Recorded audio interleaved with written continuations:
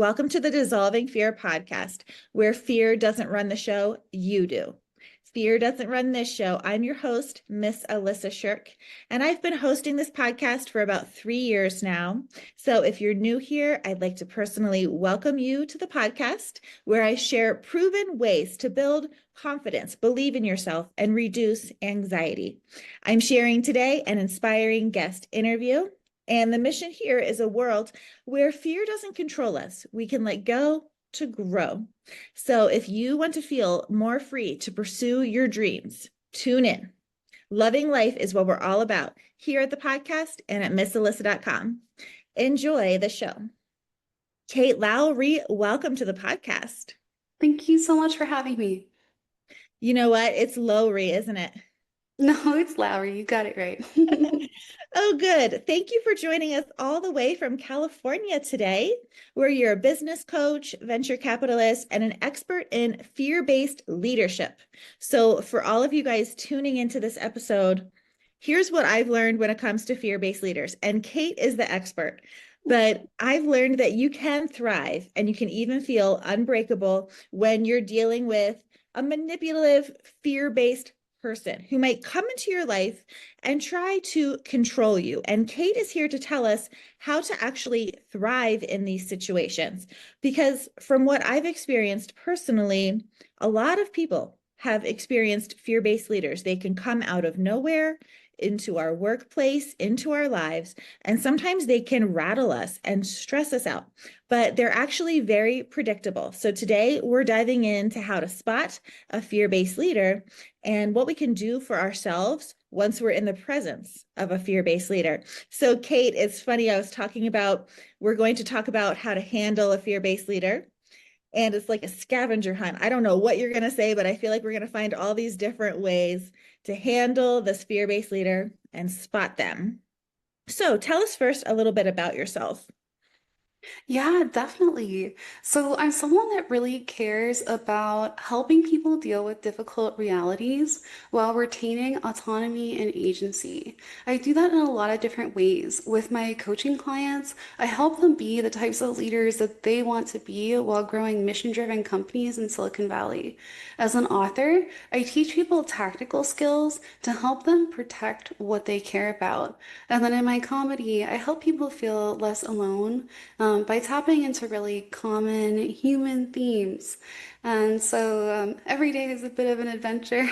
There's a lot of different moving pieces in my life, but it's never boring. Yeah, that's what I found fascinating about you. You're a comedian. And the second thing I found fascinating about you is your expertise in fear-based leadership goes way back to your childhood. You grew up in a fear-based family. So, what was your family dynamic like? Yes, definitely. So both of my parents are fear-based leaders. You could think of fear-based leadership as showing up anywhere where there's a power dynamic that someone chooses to abuse. And so my parents were hierarchical, top-down, cruel, difficult, my way or the highway, iron fist without the velvet glove type of people. And as a child, that meant that I spent a lot of time being afraid. Am I doing this right? Will they ever like me? Will it ever be good enough? And so on. But the older I got, the more I realized that I had an opportunity to learn. And I started running experiments about how to preserve my agency and protect what mattered most to me at the time. Maybe it was my extracurriculars or being allowed to see my friends or, getting like new types of care I needed as a child. And by the time I entered the business world, I had a much stronger methodology and toolkit in terms of what works on fear-based people than I think most adults have by the time they're towards the end of their careers. Wow, it's so interesting. I feel like, you know, that movie Matilda with the little genius girl and her parents are like cray cray. And she's just smart enough to navigate their BS. And she doesn't feel shame like she's in the wrong and she's doing wrong. And I think that's amazing that, I mean, because you can really turn on yourself and become your own worst critic if you do have people who are always like, unhappy with what you're doing and shaming you. Yes, definitely. Inner critics are something I work on with my coaching clients all the time, and I've definitely been there. But as a kid, I very much related to, the stories, The Little Princess, Matilda, Secret Garden, all those stories where you have these kids that are in, really grown-up situations. And, I think that if you can take situations that were really hard and turn them into something meaningful that helps others, then it makes it not quite so bad. So, how do we spot a fear based leader? Sometimes we meet somebody and we're not sure if they're a control freak or if they're just really critical or if they're a narcissist or a fear based leader, but we know something feels wrong. So, I know you actually have a quiz on your website that helps people figure out if they're dealing with a fear based leader. But just tell us, how can we identify these people and spot them? Definitely. The first thing that you'll notice is a feeling that you get around them.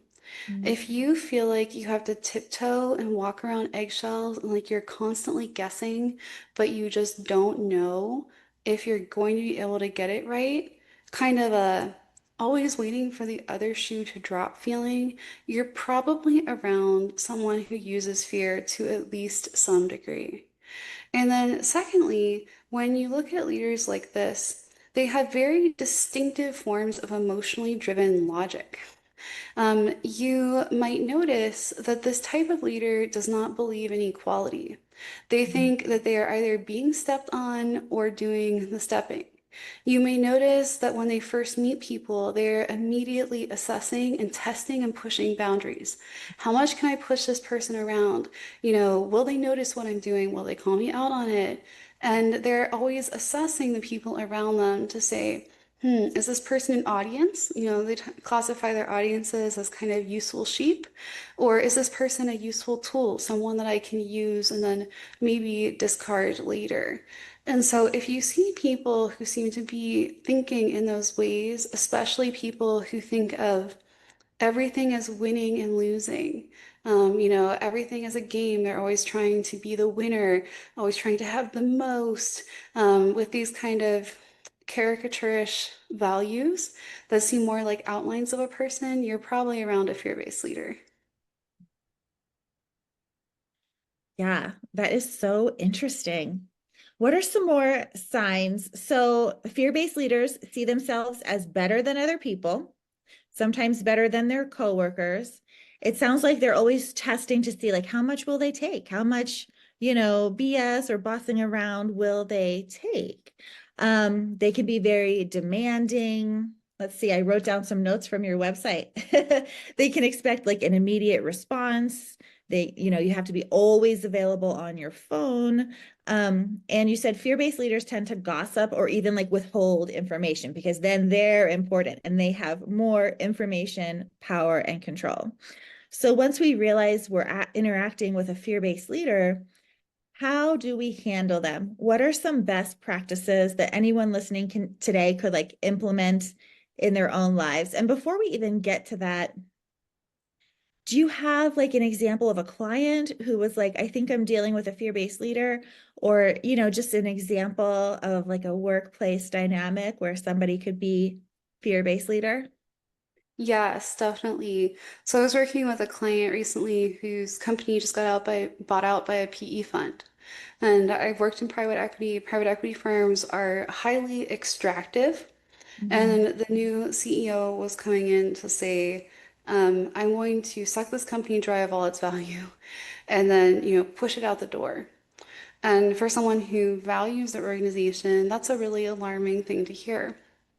And so, what I worked with her is to outline the things that she cares about most and then reframe those things in terms of that new CEO's incentives.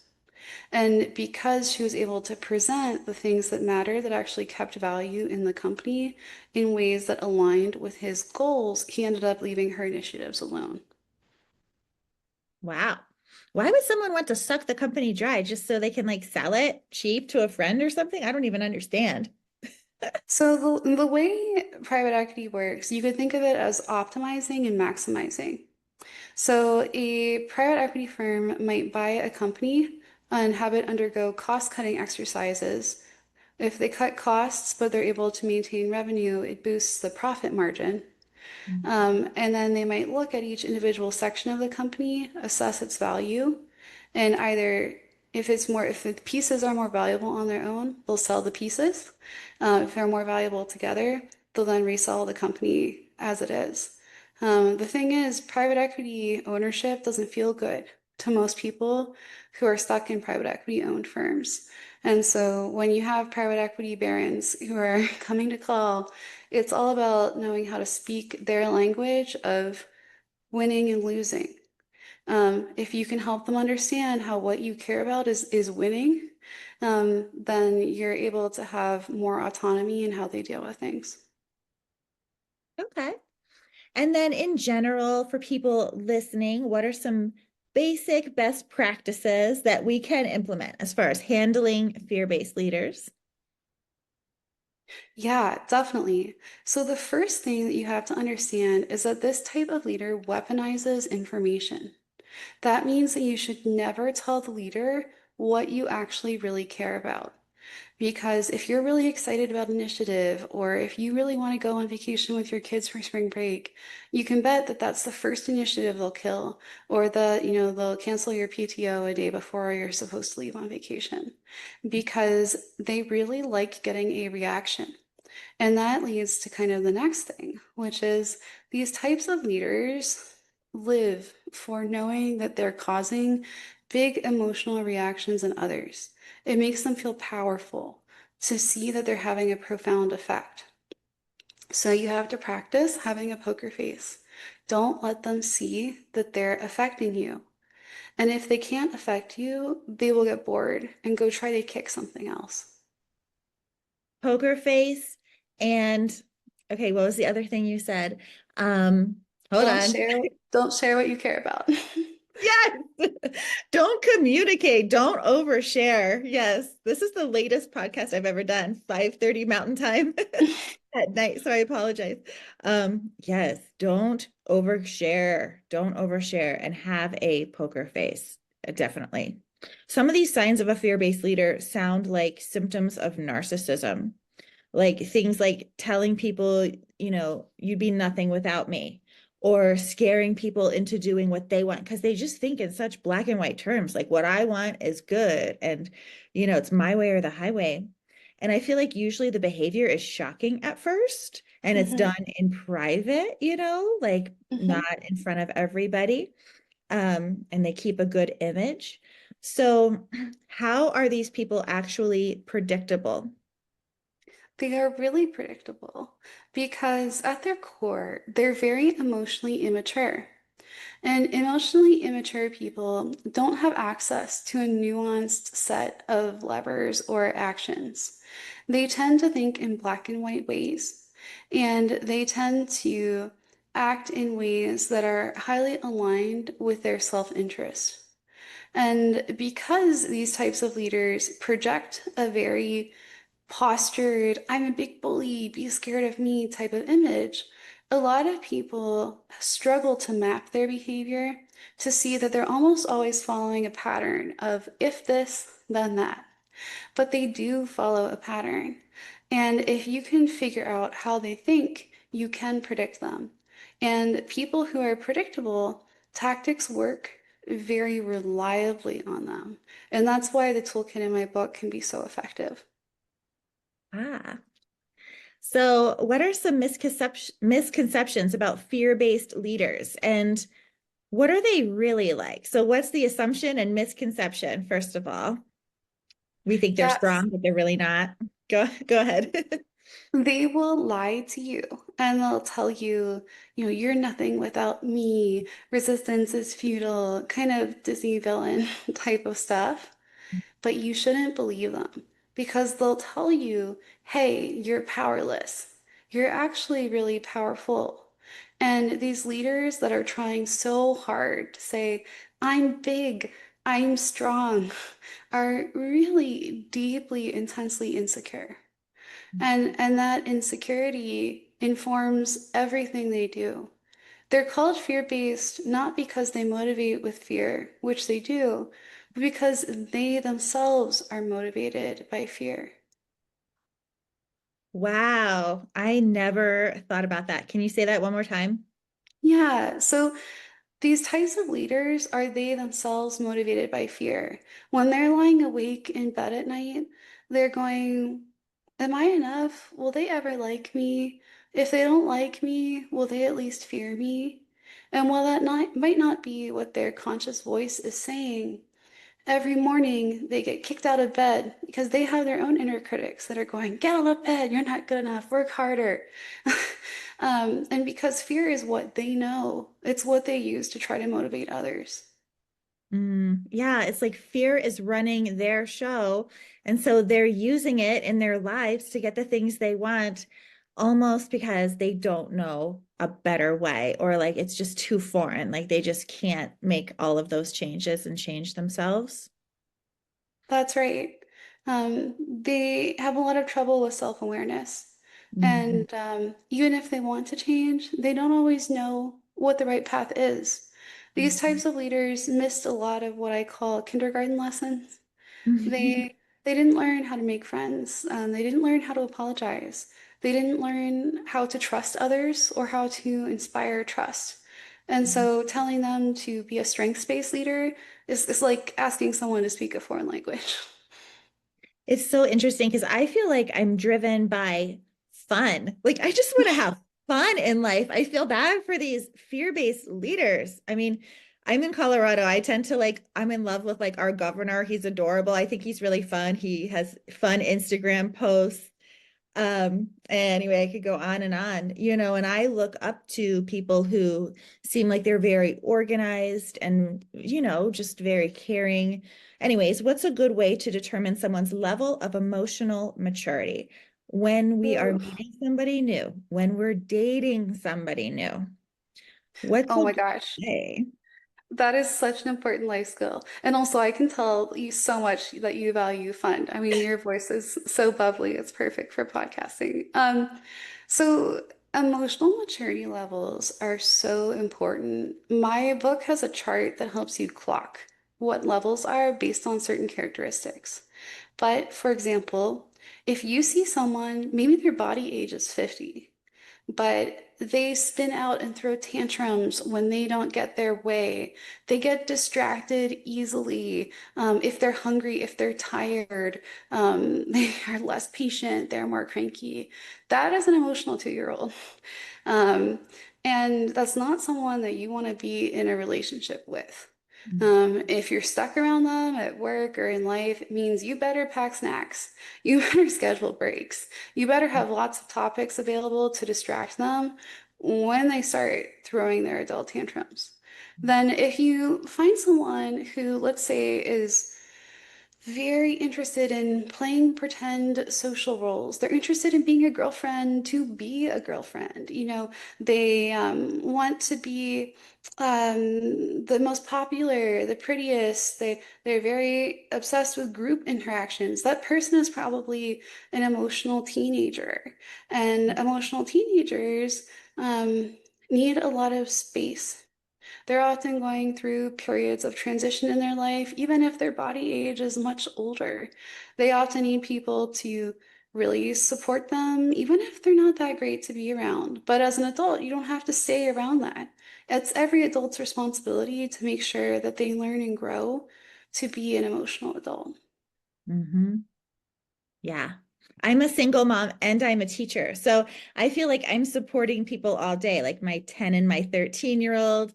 And then I teach high school. So I do have like high school students that I support.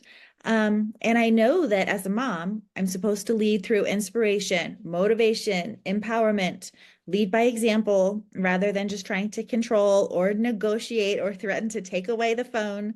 Um, but I'll be honest, sometimes I feel like a threat is the only way I can make them do something. It's like the only thing that works. And I feel bad after I like threaten to take away the phone or whatever it is. But I think the difference between a good parent like myself and someone who's like manipulative is that manipulative people don't value the connection is it like most important for them to have their way? Or what's your opinion on like somebody like me who is like, threats tend to work well sometimes? So just because you make threats doesn't mean you're fear-based. Hmm. Um, there's a difference between threatening someone and making sure that someone's actions or lack of actions feel their natural consequences. Yeah. Um, Natural and it's no logical adult, consequences. Yep. yeah, no adult should ever be insulating another adult from the consequences of their own actions. We are Mhm. all responsible for ourselves and for managing the consequences of our own choices. And with fear-based leaders, um, they are actually quite different because with you, you probably have an amazing connection with your kids. And if you don't get something right, you repair and you reconnect. Mhm. And with fear-based leaders, they don't actually know how to connect to begin with. In their world, there is only power and there is only control. Mhm. And if they want the proxy for connection, which is attention, they feel like they need people below them. Connection implies equality. You're reaching across a bridge and finding each other. Fear-based leaders are way up here. They want to be way up here and they want everyone else down here. And so you'll see these situations where fear-based leaders, if someone comes up and is equal around them, they either take them out or they try to push them down by nagging them or some of these other things. And so it's quite a different space to play. Yeah. Have you heard of the power and control wheel? For everybody listening, you can Google that, the power and control wheel. And it's like eye-opening. And I feel like you probably have a lot of awesome diagrams and tools in your book. So I encourage everybody to go out and grab your book. I want you to tell me the name of the book in like 1 second, but I just wanted to mention that power and control wheel because I remember I was dealing with somebody who was a controlling person, perhaps fear-based. And at the time, the school social worker was like, you should look up the power and control wheel. And as soon as I did, I was like, because they use so many different things to gain power over you, financial control, emotional control, all of these things. It sounds completely exhausting. But anyway, tell me the name of your book again. Tell everyone in here. My book is called Unbreakable: How to Thrive Under Fear-Based Leaders.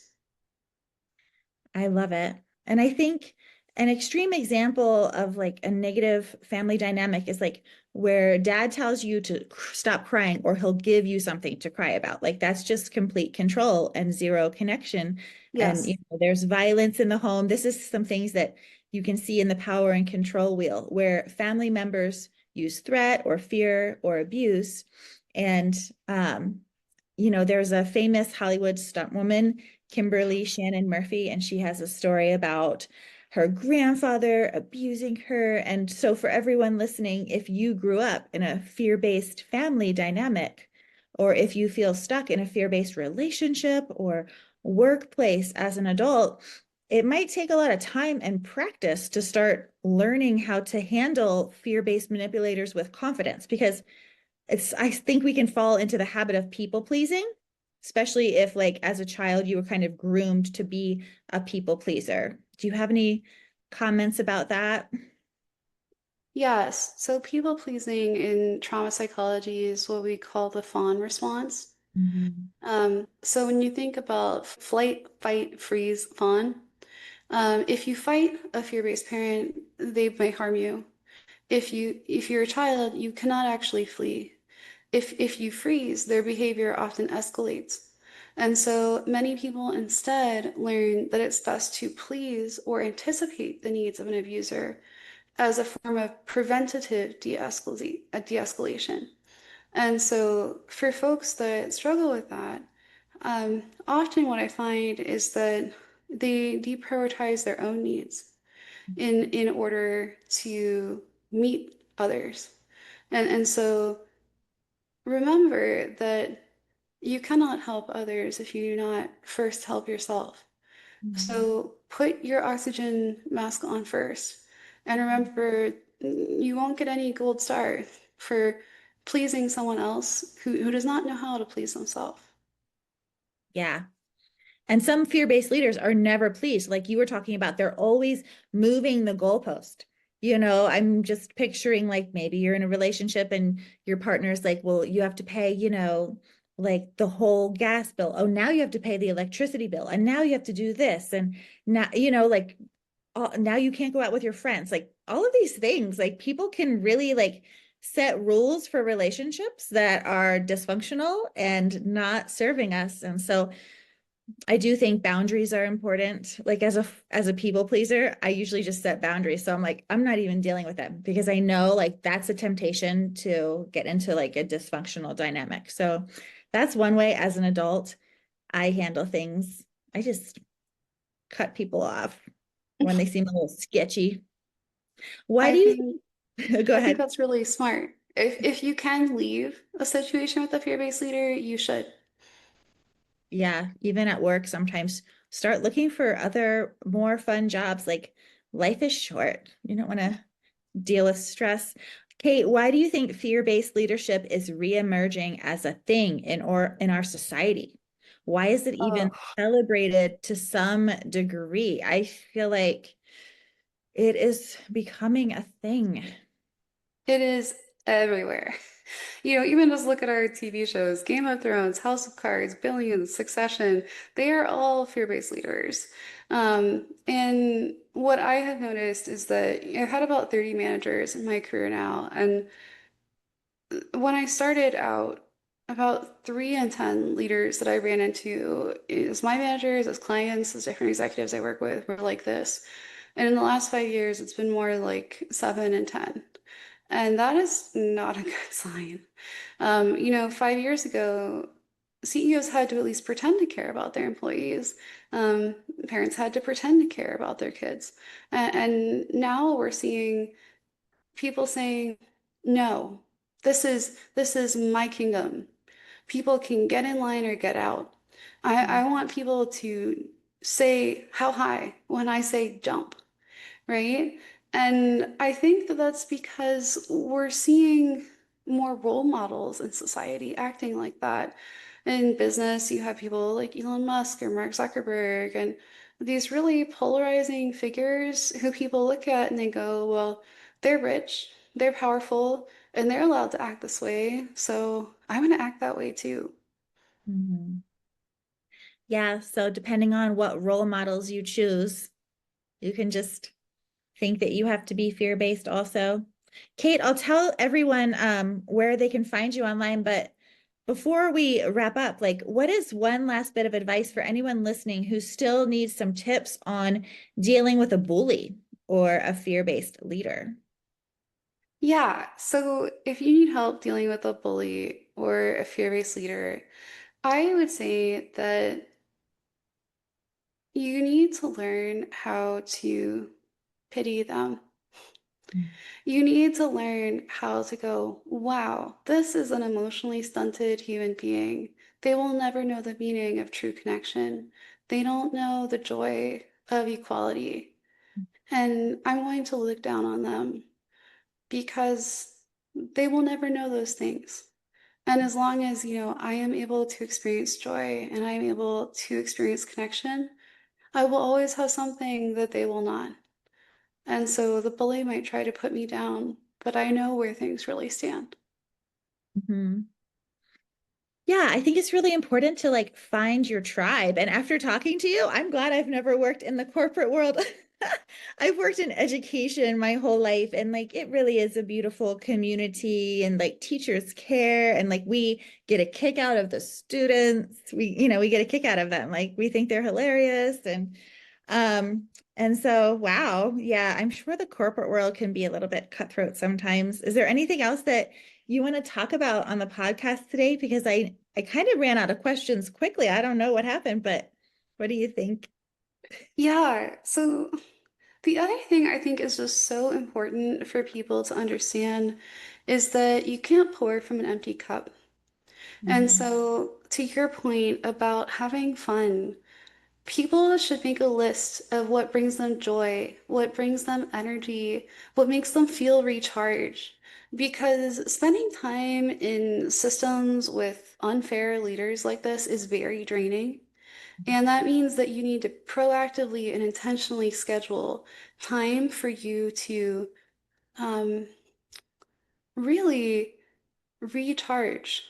And I would tell people that they should not base their whole identity around the role that a fear-based leader is trying to put them in. You know, if this is your husband and you're a wife and they're trying to tell you, you're a terrible wife, nothing you ever do is right, I want you to remember everything you are beyond just a wife. Maybe you are also a nurse or a mother or a gardener or a volunteer. Make sure that you are defining the sources of your identity as drawing from many different things that make you you, so that if someone attacks one aspect of your identity, you don't collapse. Mm-hmm. Yeah, I think that's so important. Like, I was married for 10 years and then I got a divorce. And I think what helped me was like, even if I felt a little bit disempowered in my identity as a single mom, like my kids were 1 and 4, I thought back onto times where I felt like a boss babe. I thought back to college where I was like raking in scholarships and studying abroad. So for listeners, even if you think back to when you learned to drive or when you bought your first car, something that you did, at some point in your life, you gained freedom through like your hard work, your creative problem solving, and your actions. And so, yes, think back to a time when you felt powerful and try to tap into that sensation. You can even like meditate about like powerful, happy, strong memories because, yeah, if it's one thing that I really encourage people to do is if you are in a bad relationship, it is better to get out. Even if you think it's going to break you. Oh my gosh. I mean, the title of your book is Unbreakable. Like even those things that we think will break us, we can survive it. Yeah, you are so much stronger than you know. And um, difficult people like this will try to take pieces of you with them. And keep yourself whole. Let them scratch at you and take nothing away because no one can make you no one can make you inferior without your consent. And um, it can be very tempting when people say, "Get down there, be on the floor, prostrate yourself." To say that because it's scary when people are loud and noisy and domineering. But there are other ways. Mm-hmm. I mean, I would imagine like at the workplace too, like try to get things in writing. If they tell you like do something really weird, ask them to email you that request. Wouldn't you say that's a good thing to do? I am a big fan of confirmation emails. I just want to follow up and confirm what I heard in that meeting. These are the takeaways that I noticed, and here are the next steps.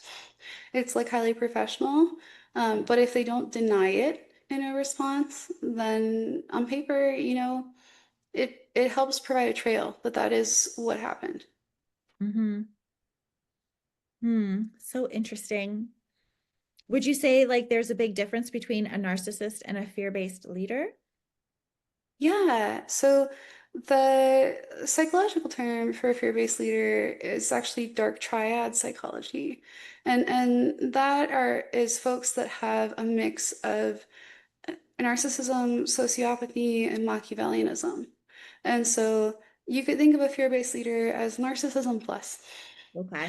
Um, they're people who do feed on attention, but they also have a particular desire to harm. And Mhm. they tend to have big schemes, whether that's being the mayor of a city or running a faith organization or, building a big tech company. There are people who are thinking about how to turn a system to their advantage.